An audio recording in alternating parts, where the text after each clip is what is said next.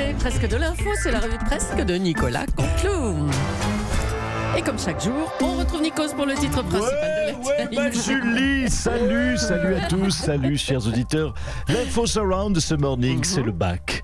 Ouais. Le bac, bien sûr, qui nous ramène à des souvenirs, à ces chères études. Je me souviens, moi, de mes études, c'était... Oui, c'était le bon temps, les cours de chant avec Armand Altaï, les cours de théâtre avec Oscar Sisto, puis les épreuves en fin d'année, en fin de semaine, chaque fois, le bon vieux temps de la Star Academy. Oui, 7 ans j'ai passé l'académie. 7 ans, c'est quand même comme les études de médecine, 7 ans, c'est long, mais c'était tellement bien. Bref, aujourd'hui, donc, c'est l'épreuve d'économie, une épreuve compliquée, puisque c'est... comment ça, compliqué Nicolas Barré, bonjour. Oui. Vous vous souvenez de votre bac, vous? Oh bah oui Julie, c'était mon vieux temps du lycée. J'avais les cheveux longs, je mettais des cassettes dans mon Walkman, j'écoutais des discours de Raymond Barre en boucle. Ah bien. J'avais des posters de Jacques Delors en costume gris, gilet marron. Je regardais Arlette à Malibu, j'ai découvert les beautés de la silicone. Oh bah attendez, c'est élégant de parler comme ça de Pamela Anderson, allons. Non, mais je parlais pas de Pamela, je parlais de la Silicon Valley, c'est juste à côté de Malibu. Oui, d'accord. Bon, on peut revenir aux épreuves des lycéens d'aujourd'hui? Ah oui, les épreuves, c'est... Ah ben c'est une épreuve l'adolescence. Ah mon pauvre. Oui, un jour ma mère m'a puni parce que j'avais caché des... Tu sais, j'avais caché Des quoi? des magazines sous mon lit. Bah oui, on voit ce que c'est, oui. On l'a tous fait. Hein. Elle a trouvé toute ma collection du Nouvel Économiste comme ça. Et alors quand elle a découvert que je m'étais relevé la nuit, le premier samedi du mois, pour regarder en cachette les émissions de Jean-Max Sylvestre, son émission d'économie sur TF1, Ouais. j'ai été privé de page saumon pendant 3 semaines. Oh mon pauvre Nicolas.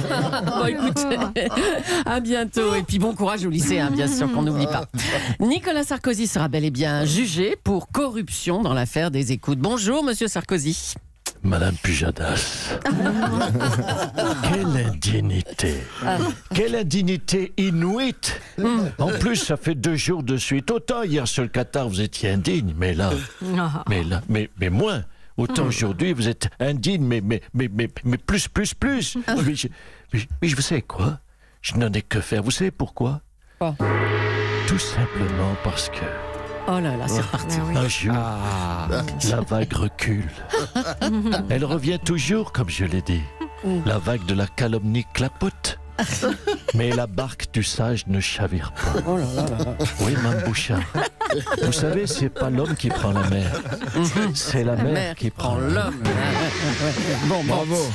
On va quand même rappeler les faits, hein, dans l'affaire Bettencourt. Vous auriez promis de l'aide à un magistrat pour qu'il obtienne un poste à Monaco. Et en échange, des informations sur la saisie de vos agendas. Mes agendas, mais enfin, écoutez, c'est ridicule. J'écoutais la chronique Psychopathie, comme tous les matins, parce que je suis fan. J'ai pas, bien. Ça fait du bien toujours comme ça de dire un petit compliment à un camarade. Écoutez, j'ai pas besoin d'informations sur mes agendas. C'est moi qui les ai écrits, mes agendas. Qu'est-ce que vous voulez que je m'informe sur des choses que j'ai écrites moi-même? Je vous pose la question. Je pose la question parce que si vous me la posez pas, je ne pourrais pas vous répondre. Bon, bref. Je peux pas vous les réciter. Franchement, si, je peux vous les réciter encore par cœur, mes agendas. Vendredi 22, rendez-vous chez le juge. Samedi 23, j'ai rendez-vous chez le juge. Dimanche 24, barbecue chez Nono. C'est qui Nono? Nono, c'est un juge. Lundi 25, rendez-vous chez le dentiste.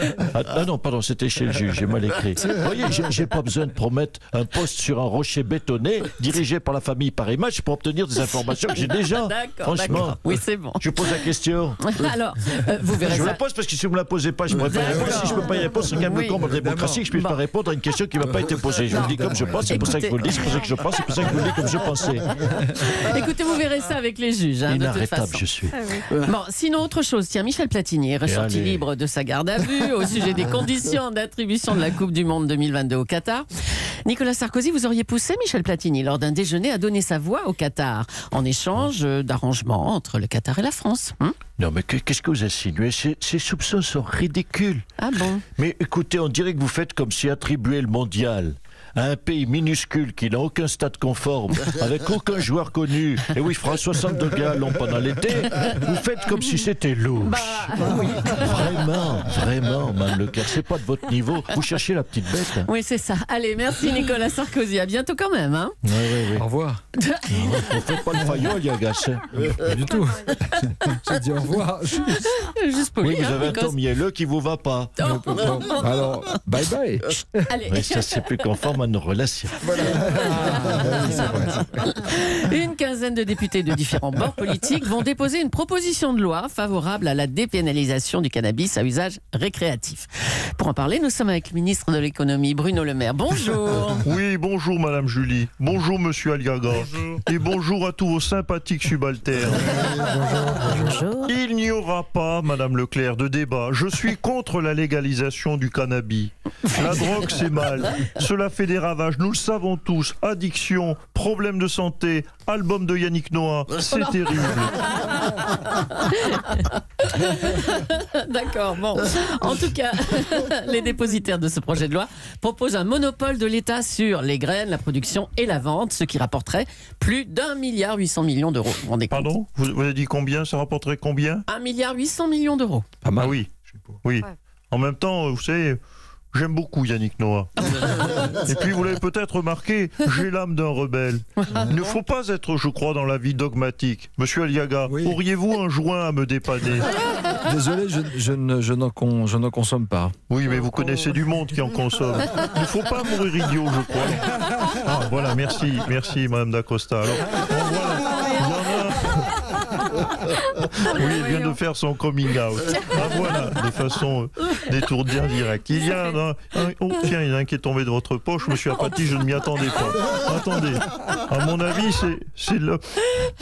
Oui, c'est de l'Afghan, non? C'est ça? Vous sentez l'odeur, ça? Ça sent le pognon. Dans ce joint, vous savez ce qu'il y a? Il y a tout de même 70% de taxes pour l'État. Oh la vache, c'est de la bonne. Je ne l'ai même pas allumé, je plane déjà. Oui, allez, oui, vous n'en faites pas trop, hein, s'il vous plaît. Mes comptes sont dans le verre. Merci, monsieur le maire. Bien, je vais te comprendre. Elton John triomphe avec sa tournée d'adieu et le film Rocketman, le biopic sur sa vie mouvementée, cartonne en salle aussi. Bonjour Francis Cabrel. Oui, bonjour petite Julie. Petite Julie, je parle de toi, parce qu'avec ta petite voix, tout donne l'heure à chaque fois. Bah oui, je fais de mon mieux. Oui, bon. Ouais, il est 8h49, tiens. Allez. Sinon, ça vous dirait un biopic sur votre vie à vous, Francis? Écoute, pourquoi pas? Il y a biopic, un biopic et d'un biopic, il y a bio d'un biopic, mais ce serait assez différent du biopic sur Freddie Mercury ou Elton John, non? Moi, je remplacerais, tu vois, la cocaïne par les fromages de chèvre, qu'on snifferait dans la cabane du pêcheur. Et là, ça pourrait le faire. Pareil, il faudrait remplacer, je crois, les concerts de Wembley par des scènes de traite de vaches dans le Gers. On pourrait faire un film, même Monsieur Apathy pourrait être figurant, je pense. Avec l'accent. On pourrait faire un film 6 heures avec juste moi et une chèvre en face à face dans une prairie du Gers. Tu vois, pas de dialogue, juste des regards échangés entre l'animal et l'homme. En noir et blanc.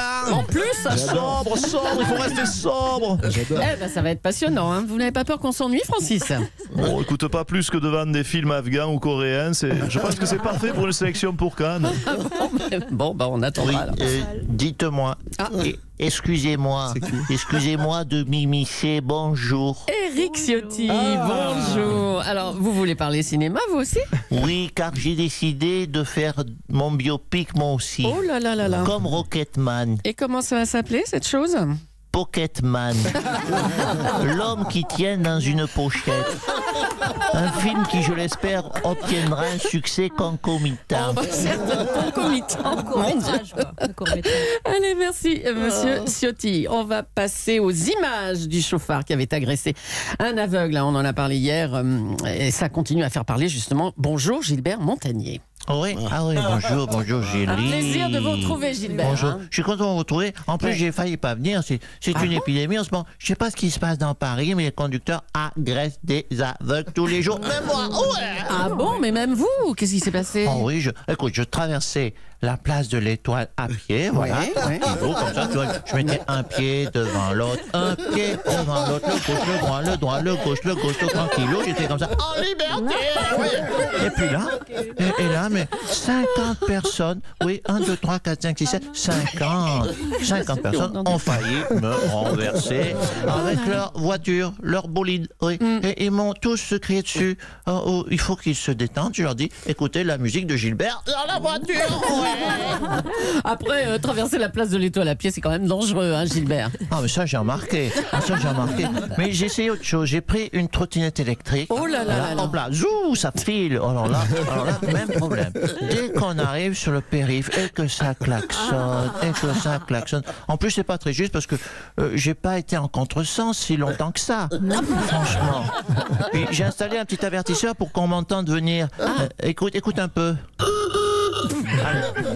Allez, je rentre à la maison. Bon week-end à tous. C'est beau.